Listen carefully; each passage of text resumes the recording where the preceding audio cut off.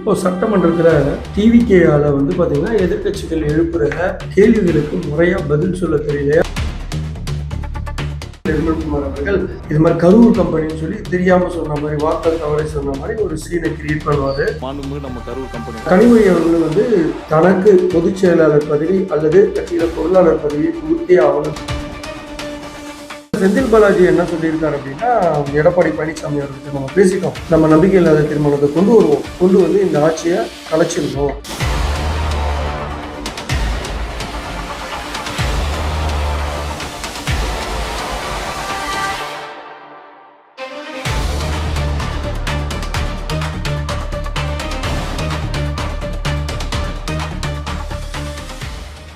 வணக்கம் HKS voice media நேயர்களே. இன்றைய அதிரடி அரசியல் பார்வையில் நான் உங்கள் HKS. இன்னைக்கு அரசியல்ல வெளியில விஷயம் வராம நிறைய விஷயங்கள்லாம் நடந்துட்டு இருக்கு. ஸோ அதை பற்றி தான் உங்ககிட்ட தொகுத்து வழங்குறதுக்காக நான் இங்கே வந்திருக்கேன். ஸோ அதில் வந்து இப்போ சட்டமன்றத்தில் டிவிகேயால் வந்து பார்த்தீங்கன்னா எதிர்கட்சிகள் எழுப்புற கேள்விகளுக்கு முறையாக பதில் சொல்ல தெரியல. ஏன்னா பெரும்பாலான எம்எல்ஏக்களும் அமைச்சர்களுமே வந்து பார்த்தீங்கன்னா அவங்க முதல் முறையாக வராங்க. ஸோ என்ன மாதிரி கேள்வியை கேட்டால் இவங்களை மடக்க முடியும் அப்படின்ற பயங்கர ஐடியாலஜியோட தான் திமுகவே வந்து சட்டமன்றத்துக்கு வந்தாங்க இந்த பட்ஜெட் கூட்டத்தொடரில். ஆனால் அங்கே தான் ட்விஸ்ட் இருக்கு. என்ன அப்படின்னா, ஆதவ அர்ஜுனா, நிர்மல்குமார், ராஜ்மோகன் இவங்க 3 பேருமே என்ன பண்றாங்க அப்படின்னா, எந்த கேள்வி கேட்டாலும் பதில் இல்லாததுனால டேக் டைவர்ஷன் பாலிடிக்ஸ் அப்படின்ற மெத்தடை எடுத்திருக்காங்க. அதுக்கு உதாரணமா சமீபத்தில் வந்து பாத்தீங்கன்னா மின்சாரத்துறை மானிய கோரிக்கையில விவாதங்கள் நடக்கும்போது நிர்மல்குமார் அவர்கள் வந்து எதிர்கட்சி தலைவர் ஒரு கேள்வி கேட்பாரு. என்ன அப்படின்னா, நாட்டுல வந்து மின்கட்டண உயர்வு, அதாவது அறிவிக்கப்படாத மின்கட்டண உயர்வு, தப்பான ரீடிங்கு, மின்வெட்டு, தொடர் மின்வெட்டு, இந்த பிரச்சனைகள் எல்லாம் வந்து கேள்வி கேட்கறதுக்கு அதுக்கு பதில் சொல்ல முடியாத என்ன பண்றாரு அப்படின்னா, நிர்மல்குமார் அவர்கள் இது மாதிரி கரூர் கம்பெனின்னு சொல்லி தெரியாம சொன்ன மாதிரி வார்த்தை தவறை சொன்ன மாதிரி ஒரு சீனை கிரியேட் பண்ணுவாரு. நம்ம கரூர் கம்பெனி பட் அந்த இடத்துல வந்து எதிர்கட்சிகள்லாம், அதாவது திமுக குறிப்பா வந்து பாத்தீங்கன்னா ஒரே கத்த ஆரம்பிச்சிருவாங்க. ஸோ இப்படியே வந்து டேக் டைவர்ஷன் பாலிசி போயிட்டு கடைசியில அந்த விஷயங்கள் அடங்குறதுக்கு கிட்டத்தட்ட மோர் தென் 1 hour ஆச்சு. ஸோ என்ன அதுல வந்து பாத்தீங்கன்னா எதிர்கட்சிகள் வந்து பாத்ரூம்ல போய் ஒழிஞ்சுக்கிட்டாரு போலீஸை பார்த்து அப்படின்னு சொல்லி உதயநிதி அட்டாக் பண்றதும், உதயநிதி திருப்பி சங்கி அமைச்சர்னு சொல்றதும், சங்கி அமைச்சர், இப்படியே அந்த விஷயத்தை வந்து கடைசியில வந்து பாத்தீங்கன்னா கேட்ட கேள்விக்கு பதில் சொல்றதுக்கு பதில் டேக் டைவர்ஷன் பாலிசிக்கு கொண்டு போயிடுறாங்க. அதே போல காவிரி நதிநீர் பிரச்சனை, மேகதாது அணை பிரச்சனையை பத்தி கேள்வி கேட்டா அனைத்து கட்சி கூட்டத்தை ஏன் கூட்டலன்னு கேட்டா பதில் சொல்ல முடியாம உடனே என்ன பண்றாங்கன்னா, டீலிமிட்டேஷன் பில்ல திமுகவோட திட்டம் தான் என்ன முடிவு எடுத்திருக்கீங்க அப்படின்னு சொல்லி அதுல ஒரு டேக் டைவர்ஷன் பாலிசிய கொண்டு போயிடுறாங்க. இப்படியே வந்து ஒவ்வொரு விஷயத்திலையும் கொண்டு போறாங்க. உதாரணத்துக்கு முதலமைச்சரோட அலுவலகம் வந்து ரெடி பண்ணிட்டு இருக்காங்க இல்லையா, நாமக்கல் கவிஞர் மாளிகையில 90% வேலை ஆல்ரெடி வந்து டெண்டரே டிக்ளேர் பண்ணாம முடிச்சுட்டு கண் துடைப்புக்காக டெண்டர் என்ற ஒண்ணு போடுறாங்க. அதுக்கு பதில் சொல்ல மாட்டேன்றாங்க. சரி, இதெல்லாம் ஒரு பக்கம் இருக்கட்டும். இன்னொரு பக்கம் வந்து பாத்தீங்கன்னா ஒவ்வொரு குடும்பத்துக்கும் 3 சிலிண்டர் வந்து வருஷத்துக்கு ஒரு முறை இலவசம் சொன்னாரு. ஆனா தேர்தல் அறிக்கையில 6 சிலிண்டர் சொன்னாரு. ஆனா 3 சிலிண்டர் கொடுத்துட்டாங்க. அது போக பெண்களுக்கு வந்து கட்டணம் இல்லா பயண பேருந்து அப்படின்னு சொல்லி ஒரு திட்டத்தை அறிவிச்சாங்க. ஏன் இதை அறிவிச்சாங்க, என்ன இந்த விஷயம் அப்படின்றதையும் நம்ம பார்க்கணும். என்னன்னா, இந்த திட்டத்தை என்னமோ அறிவிச்சிட்டாங்க. ஒரு திட்டம் வந்து பாத்தீங்கன்னா அக்டோபர்ல இருந்து செயல்படும் அப்படின்னாங்க, இன்னொரு திட்டம் ஜனவரியில இருந்து செயல்படும் சொல்லிட்டாங்க பொங்கல்ல இருந்து. பட் ஒரிஜினலா இதுக்கு ஏன் இதை அறிவிச்சாங்க வேகமா? பட்ஜெட்ல பணம் இல்லை, இந்த திட்டத்தை எப்படி செயல்படுத்துறதுன்னு சொல்லி நிதித்துறையை சேர்ந்தவங்களுக்கு ஒரே குழப்பமா இருக்கு. ஆனா முதல்வர் 110 விதியின் கீழே அறிவிச்சிட்டார் இல்லையா. ஆனா ஒரிஜினலா வந்து பாத்தீங்கன்னா இந்த பிரச்சனை எதுக்குன்னா, எம்எல்ஏக்கு வந்து கார் வழங்குறேன், அவங்களுக்கு ஸ்பெஷல் PA, பெட்ரோல் அலவன்ஸ் சொல்லி 1 லட்ச ரூபா கொடுக்க போறேன் அப்படின்னு சொன்னாரு. பொதுவா நிதி பற்றாக்குறையில தான் தமிழ்நாடு செயல்படுதுன்றது இவங்களே வந்து வெள்ளை அறிக்கையா கொடுக்குறேன்னு பெரிய ஒரு விஷயத்த சொன்னாங்க. ஆனா இவங்களே இந்த மாதிரி தேவையில்லாத செலவெல்லாம் பண்றாங்க. இந்த எம்எல்ஏக்கெல்லாம் கார் இல்லைன்னு சொல்றாங்க. ஆனா அவங்களோட தேர்தல் பிராமண பத்திரத்துல கார் இருக்குன்னு சொல்லியிருக்காங்க இல்லையா. ஸோ இப்படி இருக்கிறவங்களுக்கு ஏன் வந்து நிதி பற்றாக்குறையில இப்படி ஒரு செயலை வந்து முதலமைச்சர் பண்ணிட்டாரு அப்படின்னு சொல்லி எதிர்கட்சியில இருந்து பொதுமக்கள் வரைக்கும் முகம் சுழிக்கிற அளவுக்கு இந்த விவாதம் வந்து பொது மேடையிலையும் சரி மக்கள் அரங்கத்திலையும் நடைபெற்றது. இது வந்து உளவுத்துறை வந்து ஒரு முதலமைச்சருக்கு ஒரு நோட் போட்டாங்க. என்னன்னா, இந்த விஷயங்கள் வந்து மக்கள் மத்தியில எதிர்ப்பு பயங்கரமா வந்துருச்சு, நீங்க எம்எல்ஏக்கு கார் கொடுத்தது அப்படின்ற விஷயம் வரவே வேற வழியே இல்லாம இது மூடி மறைக்கிறதுக்காக டக்குன்னு நம்ம முதல்வர் என்ன பண்ணிட்டாருன்னா, இந்த கேஸ் மானியத்தையும் பெண்களுக்கு கட்டணமில்லா பேருந்தையும் அறிவிச்சிட்டாரு. ஸோ இப்படிதான் ஒவ்வொன்றுத்தையும் டேக் டைவர்ஷன் பாலிசிக்கு கொண்டு போறாங்க டிவிகே அப்படின்னு நாம இங்க சொல்றோம். சமீபத்துல திமுகவோட செயற்குழு கூட்டம் அறிவாலயத்தில், அண்ணா அறிவாலயத்தில் அவங்களோட தலைவர் மு.க. ஸ்டாலின் தலைமையில் நடந்தது. இதில் நிறைய விஷயங்களை வந்து அவங்க வந்து செயற்குழுல தீர்மானம் நிறைவேற்றிருக்காங்க. ஏஜி செக்டார்லேருந்து, அதாவது 70 வயசுக்கு மேலே மாவட்ட செயலாளர் கிடையாது, அதே போல் நகர செயலாளர், அதே போல் பகுதி செயலாளர், ஒன்றிய செயலாளர், இப்படி ஒவ்வொன்றுத்துக்கும் ஒரு ஏஜியை நியமிச்சாங்க. ஸோ இந்த தேர்தல் தோல்வி அடைஞ்சாங்க.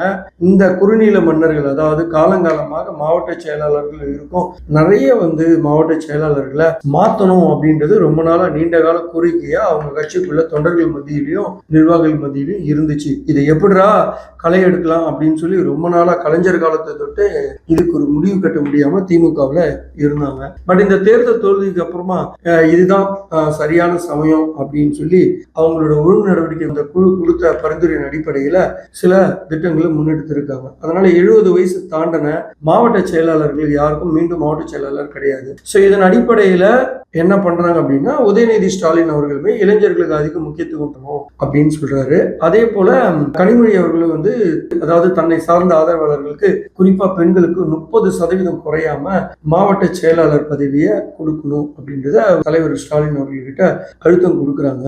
ஸோ இந்த விஷயத்துல இவங்க 2 பேரும் என்னதான் ஒத்துமையா இருந்தாலும் தங்க ஆதரவாளருக்கு அதிகமான முக்கியத்துவம் கட்சி பதவியில கொடுக்கணும் அப்படின்றதுல கனிமொழி இந்த வாட்டி ரொம்ப தீவிரமா இருக்காங்களாம். ஒரு சைடு சீனியர் மாவட்ட செயலாளர்கள், முன்னாள் அமைச்சர்கள்லாம் இந்த 70 வயதுக்கு தாண்டின பிறகு கட்சி பதவி கொடுக்க மாட்டோம் அப்படின்னு சொல்றத அவங்க ஒத்துக்கல. பட் இருந்தாலும் இதையெல்லாம் புறந்தள்ளி ஸோ என்ன நடந்தாலும் பார்த்துக்கலான்ற அடிப்படையில தான் கனிமொழி, உதயநிதி அவர்களும் இந்த பிளான் பண்ணியிருக்காங்க. குறிப்பா கனிமொழி அவர்கள் வந்து என்ன சொல்றாங்க அப்படின்னா, தன்னுடைய ஆதரவாளர்கள் பெண்களுக்கு 30% கொடுக்கணும், அதோடு இல்லாம தன்னுடைய ஆதரவாளர்கள், அதாவது தென் மாவட்டத்தை சேர்ந்தவங்களும் சரி, மேற்கு மாவட்டத்தை சேர்ந்த இந்த பகுதியில் இருக்கிறவங்களுக்கு என்னோட ஆதரவாளர்களுக்கு தான் முக்கியத்துவம் கொடுக்கணும் அப்படின்னு சொல்லி போர்க்கொடி தூக்கி இருக்காங்க. அது மட்டும் இல்லாம தனக்கு பொதுச் செயலாளர் பதவி அல்லது கட்சியில பொருளாளர் பதவியை கொடுத்தே ஆகணும்னு முரண்டு பிடிக்கிறதுனால முன்னாள் முதலமைச்சர், அவங்க கட்சியின் தலைவர் மு.க. ஸ்டாலின் அவர்கள் என்ன செய்கிறதுன்னு தெரியாம கையை பிசைஞ்சிட்டு இருக்காங்க. திமுகவில் முன்னாள் மாவட்ட செயலாளர்கள் அந்த செயற்குழு மீட்டிங் முடிஞ்சதுக்கு அப்புறமா ரகசியமா ஒரு மீட்டிங் போட்டிருக்காங்க. என்ன, திமுகவுக்கு எதிராக ஏதாவது பண்ண போறாங்க அப்படிங்களா? ஏதாவது இல்லை. ஸோ இவங்க என்ன பேசியிருக்காங்க அப்படின்னா, அதுவும் குறிப்பா செந்தில் பாலாஜி அவர்கள் இந்த ஆட்சி எப்படியா முடிவு கொண்டு வரணும் அப்படின்னு பிளான் பண்றாரு.